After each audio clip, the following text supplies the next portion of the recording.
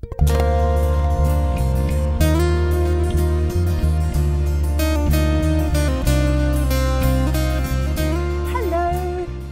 am very pleased to say that with the help of my wonderful husband Mark, our two lovely children Emily and George, and my parents, we have finally been able to construct all of the raised beds. I have got 4 large ones here. I'm sitting on one, so this is one, and then I've got another 2 large beds, 3 actually, one there and another 2 behind me. These are both 2.6 metres by 5.2. At the back of the garden next to the greenhouses, I've got 3 1.3 metre square raised beds. I've got another one that size over that side of the garden, and I've also got a herb patch which is 1.3 by 2.6. They all vary in height, but these large ones, they are constructed of old railway sleepers. I know some people get very concerned about using old railway sleepers with the fact that they have been coated in creosote, but I looked on the RHS website and it says basically as long as you don't build children's sort of play area or a seating area, or you shouldn't, when you touch them, you shouldn't touch them with your bare hands. You should put gloves on, because when it gets really hot, they sometimes, not always, but sometimes they'll seep out a little bit of creosote. There is no worry on the RHS website with regards to it leaching into the soil and poisoning any of the plants.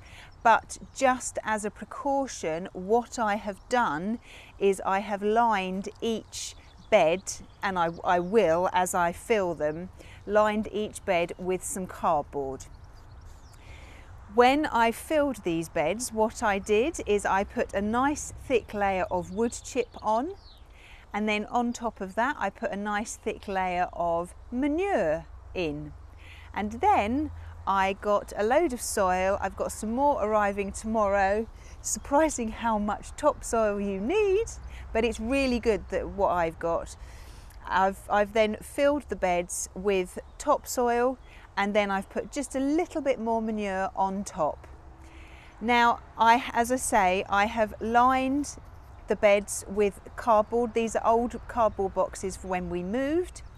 I would suggest not using plastic because water will get down in between the plastic and the railway sleeper, and it will rot the railway sleeper.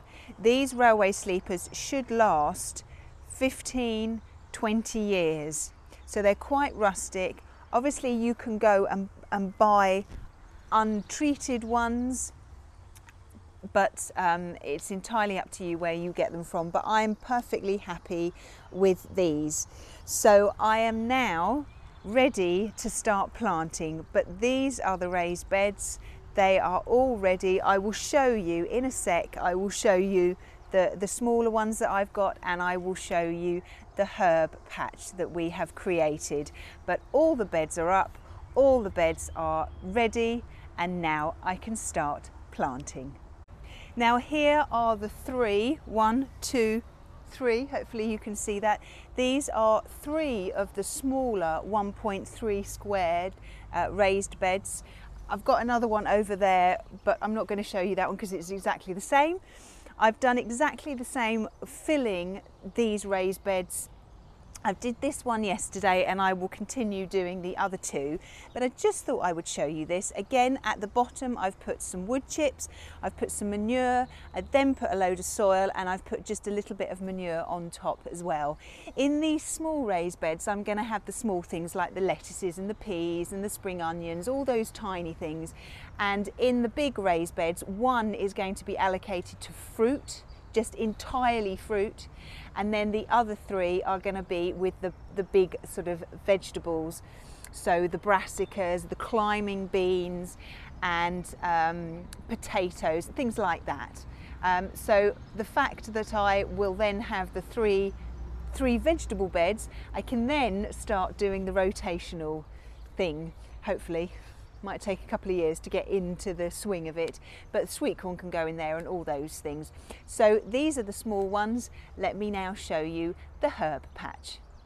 And here is where the herb patch is going to go. As you can see, it's not as deep as the other ones, but then it doesn't need to be as deep because the roots on the herbs will they tend to spread out more rather than go down. So and I actually can't have it any higher because of the boarding here going down from the house, but this is a good size. It's right next to the back door. So what I'm going to do here is I'm going to put some wood chips on the bottom, and then I will fill it with soil, and then I will put some manure on top of that, and then I can start putting in the herbs. I've also over here, I don't know if you can see these, I've got some chimney pots, and I'm going to put some mints, different varieties of mints in those, so that then they don't spread and completely take over. Behind, up here, I will put some other pots with some other herbs that might spread. So I will just look and I will see what I've got, and anything that I think will look nice there, and it will just make that corner look a bit nicer. Over here, you can hopefully just see this is the other 1.3 square metre bed. In that one, I'm going to grow the Jerusalem artichokes, and at the side here there's a little bit of space, and this is where I'm going to put my horseradish. So it's all starting to come together slowly but surely. I've got lots more soil arriving tomorrow, so I will be very busy in starting to fill up these beds. But whenever I do anything with any of the beds, I will let you know. So as you can see, it is very, very slowly taking shape. It's taken a long time, but we are getting there. And behind me, you can see the greenhouses. They are getting full up with plants that will very soon be ready to come out into the raised beds. So I need to get a few more wood chips. I need to get some more manure, and I need to get an awful lot more soil. But once they're filled and they're done. So I better get on with it. Well, I hope you found what I've shown you useful, and I look forward to seeing you soon. Bye-bye.